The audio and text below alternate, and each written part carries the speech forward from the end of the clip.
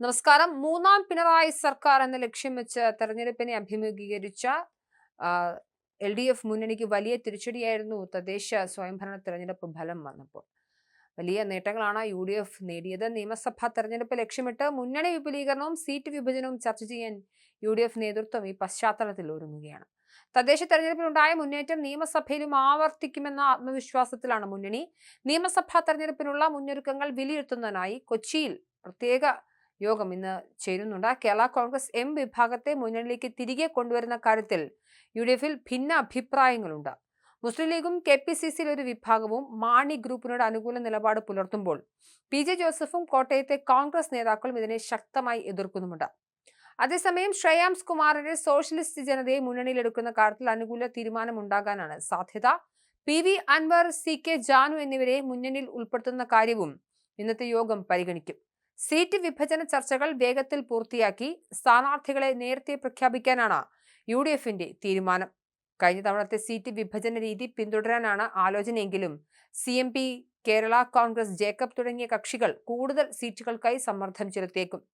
മണ്ഡലങ്ങളെ വിജയസാധ്യതയുള്ള അടിസ്ഥാനത്തിൽ മൂന്നായി തരംതിരിച്ച് പ്രത്യേക തെരഞ്ഞെടുപ്പ് തന്ത്രങ്ങൾ ആവിഷ്കരിക്കാനും കോൺഗ്രസ് തീരുമാനിച്ചിട്ടുണ്ട്. തൊഴിലുറപ്പ് ബില്ല്, ശബരിമല സ്വർണ്ണക്കൊള്ള തുടങ്ങിയ വിഷയങ്ങൾ ഉയർത്തിക്കാട്ടി സർക്കാരിനെതിരായ സമരം ലക്ഷ്യമാക്കാനും UDF എന്തായാലും അത്തരത്തിലൊരു തെരഞ്ഞെടുപ്പ് പ്രവർത്തനത്തിനാണ് ലക്ഷ്യമിടുന്നത്. വിപുലീകരിക്കാതെ തന്നെ അടുത്ത നിയമസഭാ തെരഞ്ഞെടുപ്പിൽ ജയിച്ച് സർക്കാർ ഉണ്ടാക്കാൻ കഴിയുമെന്ന ആത്മവിശ്വാസവും UDFിനുണ്ട്. കേരള കോൺഗ്രസ് മാണിയെ മുന്നണിയിൽ എടുക്കുന്നതിനെ PJ ജോസഫ് അംഗീകരിക്കില്ല. എന്നാൽ ശ്രേയാംസ് കുമാറിന്റെ സോഷ്യലിസ്റ്റ് ജനതയോട് അനുകൂല തീരുമാനവും ഉണ്ടാകും. മാണി വിഭാഗത്തെ കൊണ്ടുവരുന്നതിനോട് മുസ്ലിം ലീഗിന് താല്പര്യമുണ്ട്. ഭരണം നേടാമെന്ന് പ്രതീക്ഷയുണ്ടെങ്കിലും മികച്ച ഭൂരിപക്ഷം ഉറപ്പിക്കാൻ പരമാവധി കക്ഷികളെ ഒപ്പം കൂട്ടണം എന്നാണ് ലീഗിന്റെ നിലപാട്. KPCCയിലും ഇതേ അഭിപ്രായമുണ്ട്. കേരള കോൺഗ്രസിനെ മുന്നണിയിൽ എടുക്കുന്നതിനോട് കോട്ടയത്തെ കോൺഗ്രസ് നേതാക്കൾക്ക് പക്ഷേ താല്പര്യമില്ല എന്നതാണ് പ്രതിസന്ധി. എന്നാൽ ഏതെങ്കിലും പാർട്ടിയുടെ പിന്നാലെ പോകേണ്ട സാഹചര്യമില്ല. മുന്നണിയുടെ സന്തുലിതാവസ്ഥ തകർക്കും വിധമുള്ള കൂട്ടിച്ചേർക്കലുകളും ഉണ്ടാവില്ല. നിയമസഭാ തെരഞ്ഞെടുപ്പിനുള്ള UDFിന്റെ സീറ്റ് വിഭജനത്തിൽ എന്തായാലും ഇന്ന് പ്രാഥമിക ധാരണകളുണ്ടാകും.